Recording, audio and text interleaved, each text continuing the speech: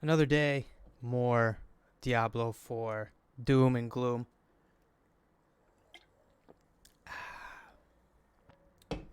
So, people are really piling on the bandwagon for the Diablo 4 is dead story. And honestly, it's it's getting a bit ridiculous, isn't it? Um, I saw a video that Asmon Gold reacted to yesterday. I'm not even going to bother streaming it here, but of a guy saying that the Diablo 4's house is on fire, right? And all of these users are just leaving in droves. Now, like 7 years ago, I remember I wrote an article for like Looper or SVG or one of these websites that was about games that lost the majority of their player base very quickly. And spoiler alert, it's basically every game. Like, especially an extremely high profile game like Diablo 4 that had Megan Fox doing Twitter ads, that had billboards in various cities saying welcome to hell. I mean, a lot of like normies and a lot of casual gamers who are not hardcore ARPG players, they piled in to this game. And I'm sure some didn't enjoy it, but I think a lot of them probably did enjoy it quite a bit, especially the story. And a lot of them probably played the story, and then maybe they just quit, right? And that was enough for them, and they enjoyed it, and they got their money's worth, and they're out, and that's fine. I mean, if you look at the player chart for like any game, this is something Asmon Gold said as well. But if you look at the player chart for like any game, at launch, right, there is like a spike, and then it just drops, and that's normal because because there's never going to be more hype for a high release game than launch day. I mean, that's the hype. That's the cycle, right? And then it just trickles out from that, and it's fine. Anyone who thinks Diablo 4's house is on fire because of you can just scroll through Reddit, and it's just people talking about like loot, loot, loot, end game. It's a slot machine. Like, first of all, it doesn't even have to be that. Like I said yesterday, if you are looking for something to do, go for the challenges. Like, I understand you actually don't get anything for the challenges. Like, it would probably be cool if the challenges rewarded you with some cosmetics or something like that. But like, run through, try to get each class up to level 50 using in hardcore mode.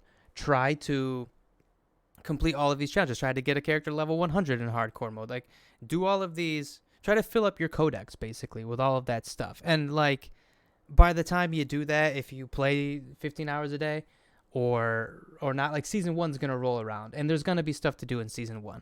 Like, everyone's talking about, oh, it was a make or break moment for Diablo 4.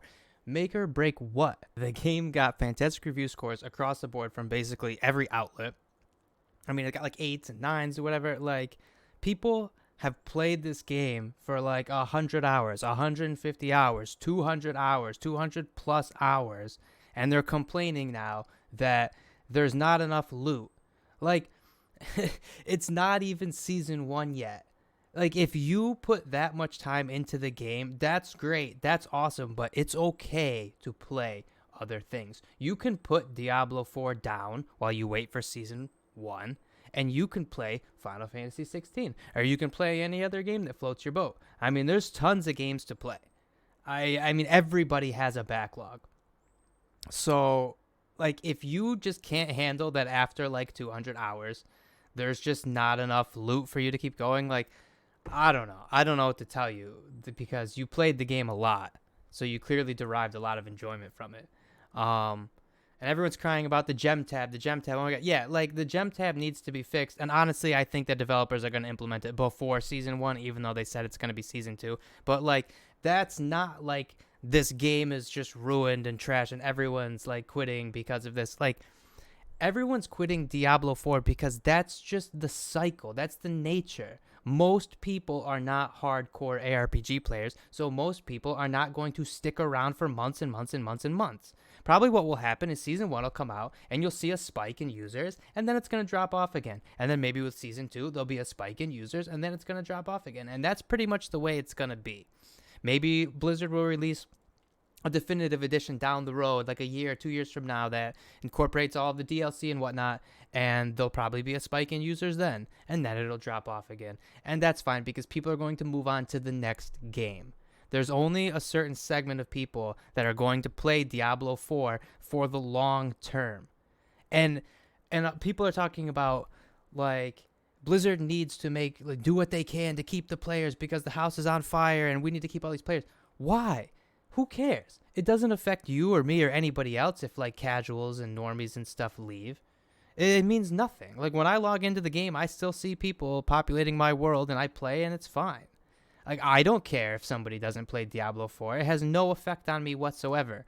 Diablo 4 is not an MMO that lives and dies by the number of people playing it. That's the reality. It's not like Final Fantasy 14 or something like that. Like I don't care at all if people leave the game. Like it's fine. It doesn't matter. Do what makes you happy. Play whatever you want to play. Play how you want to play. Play Diablo 4 however you want to play. If you want to grind one character and play the slot machine, do that. If you want to go for the challenges, which is sort of what I recommend, if you're bored, then do that. Like to each their own, right?